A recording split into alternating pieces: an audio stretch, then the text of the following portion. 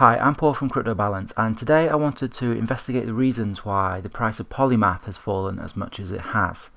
If we can develop a better understanding of the reasons why the price has declined, it puts us in a better position to estimate what's going to happen next. And that's what I'm going to try and do in this video. So I was contacted on Telegram just the other day by someone who had taken part in the private sale of Polymath. And they gave me some really well researched information. They've clearly put an enormous amount of thought into it. Now this person wanted to remain anonymous, but I'd like to thank them for passing over this information. Most of the information that this person gave me is publicly verifiable by looking on GitHub and Etherscan, but some of it is just his experience that he's passed on to me. But this information, as well as from my own research, paints a very good picture of what I think is happening to the price of Polymath and the reasons that might be. And I'm taking quite an optimistic view, but please draw your own conclusions from the information that I present in this video. So let's have a look. So firstly, he sent me a link to the Polymath crowd sale contract audit. There's been some conversation, a bit of back and forth about why Polymath didn't have an ICO.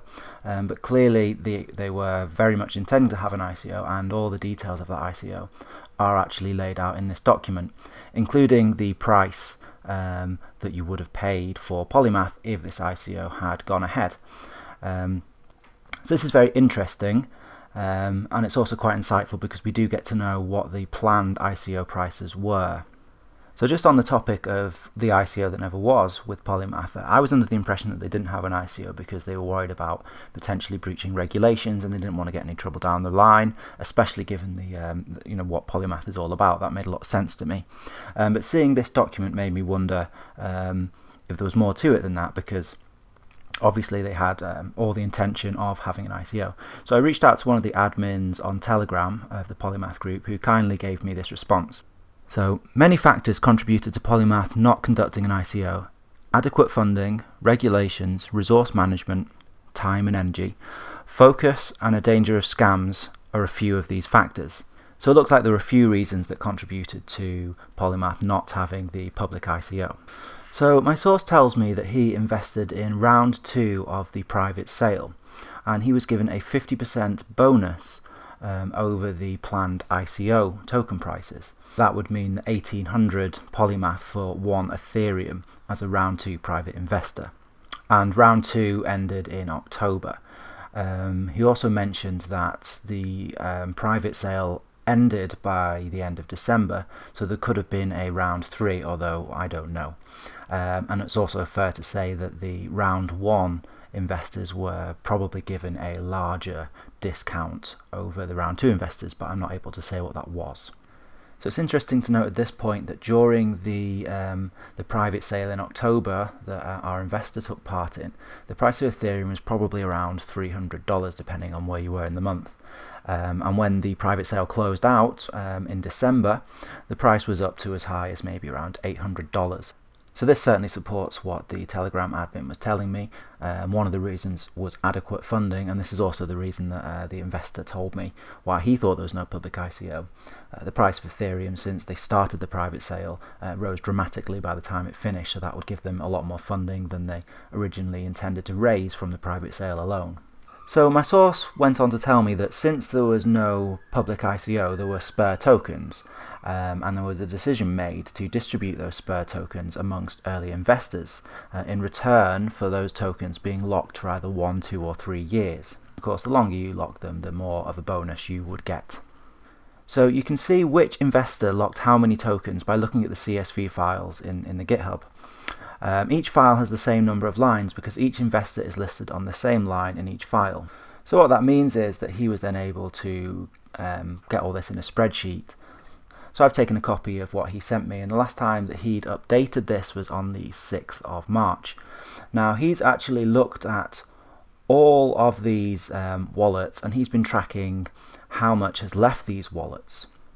So from looking at this is the starting amount of tokens that each investor received, and if we follow these links, it will take us through to the Etherscan, where we can find out more about that particular investor's wallet. So this is the current balance of the investors' wallets. So we can see originally there were 230 million Poly tokens between 118 wallets of private sale investors. That number in those wallets is now 103 million. So that's roughly a 55% reduction in the amount of Poly in those wallets. Now, of course, we can't say that those have been sent to exchanges and sold. Some of them might have simply been distributed to other wallets. So we can assume, along with some other anecdotal evidence, some other things I'll look at as well in a minute, that there has been certainly a very large reduction in the amount of tokens held by the original investors. So this spreadsheet is also really interesting because he's highlighted which investors have locked tokens for which year. So you can spend quite a while poking around in this, and as long as he doesn't mind, I'll make this available for you guys to go and take a look at yourselves. Maybe it's something that we could keep updated. And of course, all of this is publicly verifiable by looking at the GitHub and Etherscan. So on day one, or after the airdrop, we only had private sale investors holding tokens and airdrop holders holding tokens, and there were 230 million tokens with the private sale investors, between 118 of them, and there were 9.5 million Poly tokens distributed amongst 38,000 airdrop holders, or roughly.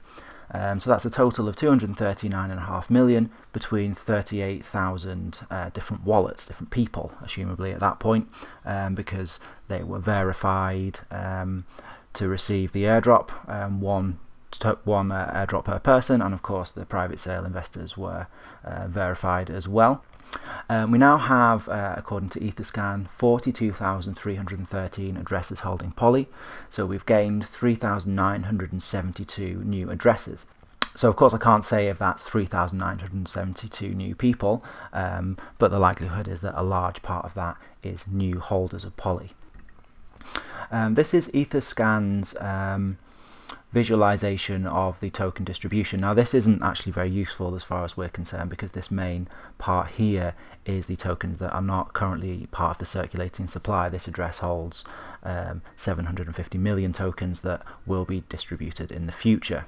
So we can quite easily work this out ourselves to get a better visualization of the distribution of these tokens. So to start out with, you had 230 million tokens with the private sale investors, and the airdrop 9.5 million. So at that time, 96% of these tokens, the circulating supply, were held by 118 addresses, and only 4% held by airdrop participants. So as of the 6th of March, we can see that there are 103 million tokens left in those 118 original wallets held by the private investors, and that must mean that there are 135.5 million in other wallets. So from that we can then see this representation where we still have 43.4% of tokens held by the original investors, but 56.6% held by everybody else. So I just realised my video was probably in the way. So this is the first one where we have 4% at the airdrop holders, and 96% to the private sale investors. And here we have 43% private sale investors, and 56% held by other wallets. So again, we don't know for sure how much has actually been sold off from these private investors and how much has simply been moved to another wallet. But from looking at this, we can get a pretty good illustration of the enormous reduction of the amount of Poly held by those original investors, and we are seeing a much wider distribution of this token. I've been paying quite a lot of attention to the unofficial Polymath group, and there's been a lot of talk in there about big moves, whale moves if you like, coming into the exchanges. I've been speaking to one guy in particular that has traced back at least a couple of million Poly to one of these accounts that he's seen come into IDEX, I believe. So there is quite a lot of circumstantial and anecdotal evidence that suggests that a lot of this is moving into the exchanges, but again I can't say what percentage that might be. So what does all this mean? What conclusions can we draw from all this? How can this help us understand what's going on and what might be likely to happen in the near future? So I think it's really important to get into the mindset of these early investors so we understand perhaps a little bit more about their incentives. So we know that a round 2 investor brought Poly for 1 Ethereum for 1800 Poly. 1 Ethereum October is around $300. This gives us a price per Poly of around 16 cents. At most in October the Ethereum price was maybe as high as $3.40, so that would be around 18 cents. So that means that when the price of Polymath got up to around 150, 160, they were up 10 times by that point from their original investment, and that's the round 2 investors. Round 1 investors would have had even higher profits, potential profits by that point as well. So looking at it from their point of view, I think if it were me and I had put in, say, $500,000 into this, and I was up 10 times, I had $5 million potentially if I sold. I certainly wouldn't sell it all, but it would make a lot of sense to get your original investment back, and it would probably also make a lot of sense to maybe take a couple of $1 million in profit at that point. Why not? So there is a tremendous incentive to sell at that point.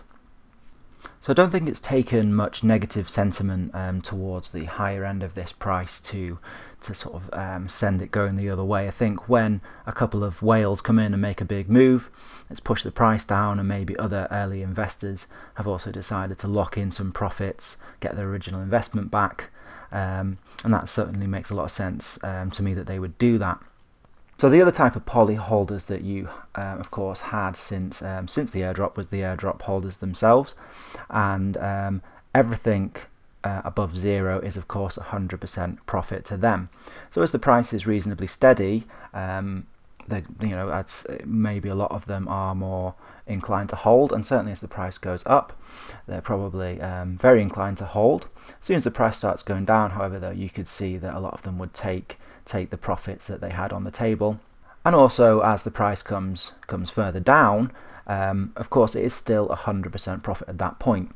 So when you compare the different types of poly holders from the original investors and the airdrop investors to perhaps more recent investors, there's 2 very different kinds of mindsets.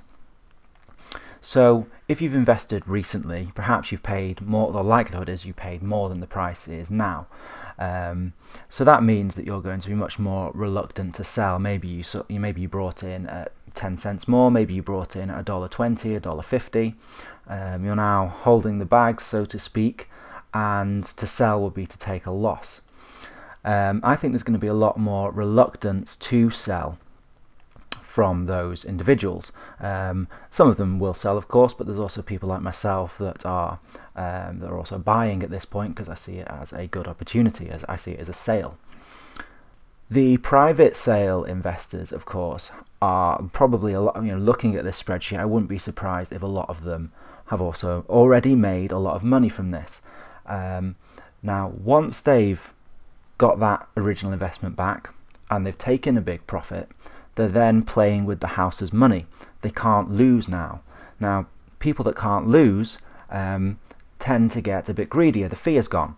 So I think a lot of those private sale investors will start to slow down with their selling and start to look to hold their poly for much longer periods of time, hoping for big wins in the future. So to me, this feels like an ICO. This feels like the true distribution of Polymath. With there not being an ICO in the first place, and there being an airdrop, I just think you have a weird balance of incentives, especially with the price getting quite a lot higher than the private sale quite quickly. You've got the vast majority of the tokens held with people that are massively in profit, and then you've got a small minority of the tokens held by 38,000 people who are infinitely in profit. And when you've got every holder of a token in big profit, what do you think is going to happen? People are going to take profits, and I think that's all we've seen. And as this is changing, as this is kind of morphing into a more normal distribution, I think there's a bit of a way to go yet, then you're going to see much more of a mix of incentives. People who are holding the bags, people who invested small amounts and they're not really interested in taking 10%, 20% profits. Although the people looking to get rich off this are going to need it to hit $100 before they're planning on selling. And they're the kinds of people that you usually get during an ICO. People hoping that this is the next big thing, and the people that have gone to these exchanges and maybe brought 1,000 poly, 2,000 poly, 10,000 poly, that's really what they're hoping for. They're not likely to sell at $1.50. They're probably looking for Polymath to be the next big thing, and it be kind of life-changing money. So the way that I interpret this information is that it's very normal. Probably was quite predictable, although I didn't, I wasn't sitting there a week ago saying this is what's going to happen. I think if I'd looked at all this then, I think it makes sense that this has happened. I don't think there's been any news that has warranted this kind of price decline.